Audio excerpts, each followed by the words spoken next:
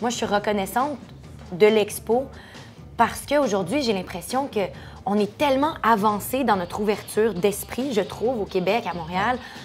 Quand je voyage de partout dans le monde, là, au Sri Lanka, en Nouvelle-Zélande, les gens me disent « Montréal, hey, j'ai des amis qui habitent là. Je suis déjà allée. J'ai de la famille qui habite là maintenant. » Puis j'ai l'impression qu'on est tellement accueillants. Puis tu sais, les gens qui sont pas accueillants puis pas ouverts d'esprit, j'ai l'impression que c'est de la peur. C'est de la peur de l'inconnu. Mais nous, on a eu accès, mes grands-parents ont eu accès à cette ouverture-là sur le monde.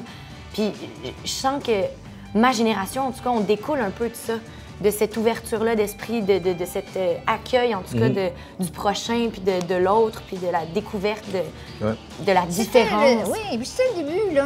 Oublie pas que c'était la libération de la femme aussi. Là, on commence, on entre dans ce... Nous autres, on faisait là, le show de Clémence. C'était un show très, très, très féministe. Hein. Ça s'appelait « Les Girls » où je sortirais mes poubelles moi-même. Tu sais, c'était clair, là. On entrait dedans. C'était aussi la pilule. Tu sais, la libération sexuelle, c'est quand même pas rien, là. Tu sais, ça a changé le monde pour toujours. Du fun. On peut-tu le dire, on avait du fun, c'était pas dangereux, c'était formidable. C'est pur. Bon, c'était pur, c'était beau, c'était bien, oui. C'était les premiers couples mixtes aussi. Ça, mes parents m'en ont beaucoup parlé parce que je pense qu'avant, au Québec, on voyait pas beaucoup de couples mixtes, en tout cas, pas d'Africains avec des Québécoises de souche, là, ça se voyait pas. Et puis, ça a été, non, c'est ça, mais non, vraiment pas, le 67, là, vraiment pas, là. Attends, moi, je venais d'une petite ville, à Arvida, je sortais, j'avais 15 ans, il y avait un ingénieur, parce que c'est l'Alcan. L'Alcan venait, donc ces gens-là venaient de partout dans le monde. Et j'avais un chum qui était jamaïcain, qui était beau comme un dieu, j'avais amené. Ma mère avait jamais vu un noir de sa vie. C'est vrai, les Québécois, il y a bon nombre de Québécois qui n'avaient jamais vu de noir. Même moi, après ça, je suis allé, j'ai grandi à Mauricie. Les kids me touchaient comme ça, là. Ils n'avaient jamais vu ça, là. Ils n'étaient pas allés à l'expo, Les autres n'étaient pas allés à l'expo, puis la TV était en noir et blanc avant l'expo, hein. Fait que, tu sais, ça, c'est au niveau des couleurs, là. Aussi, on se fait toucher comme ça par les enfants. Les enfants, ils viennent de toucher. Moi, en Inde, j'avais les cheveux courts, j'avais coupé mes cheveux, puis mes cheveux blancs poussaient. J'étais habillée comme les hommes avec des gros de petits blancs. Les enfants venaient toujours me toucher. C'est ça. Mais ça, c'est la rencontre, justement. Oui, ça, exact, c'est joli. beau. Ben oui, tout à fait, tout à fait. C'est très beau. Terme, la terre des hommes. Je pense que ça peut pas... Je trouve ça tellement beau. C'est beau.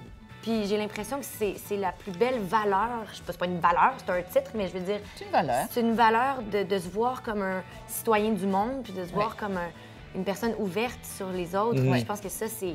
En tout cas, pour moi, c'est ce qui reste. Tu as raison, moi, je dirais la même chose que toi. C'est sûr que c'est ce qu'il y avait de plus beau dans cette définition. C'est la terre des hommes. On le vit maintenant, hein, on le sait-tu. Hein? On est branché là, maintenant sur le monde. Tous les jours, on peut aller et on voit l'importance de savoir qu'on habite une planète, la terre des hommes. On n'habite plus juste un petit, tu sais, notre pays, puis pas, oui, on est en plein dedans. Hein? Et c'est très juste ce que tu dis. Ben moi, c'est derrière l'utopie. Donc, c'est cette idée d'unité. Puis de curiosité, moi, qui m'a toujours touché. Mais aussi, ce que je retiens, c'est de nourrir les utopies. Oui, c'est bien. Parce que c'est sûr que, tu sais, on peut aussi se dire, ben non, franchement, construire des îles, ben, demander à tout le monde qui vient nous voir ici. Partout dans le monde. Ça se peut pas, là. Mais une fois qu'on dit ça, oui, ça se peut. Donc, nourrissons les utopies pour l'unité. Ne brimons pas les rêves. Voilà. Parce que j'entends ça constamment. Moi, des fois, des gens, ils viennent me parler, j'aimerais ça faire ça. Puis là, j'entends, ben, tu penses que tu veux faire ça? Hey, go! Encourage-le! Go! Let's go! Pourquoi? Bien sûr qu'il faut oui, ne brimons pas les rêves.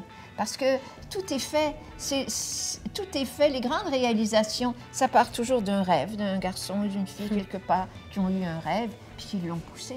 C'est ça qui est beau. Alors, encourageons-nous. Vos paroles sont sages.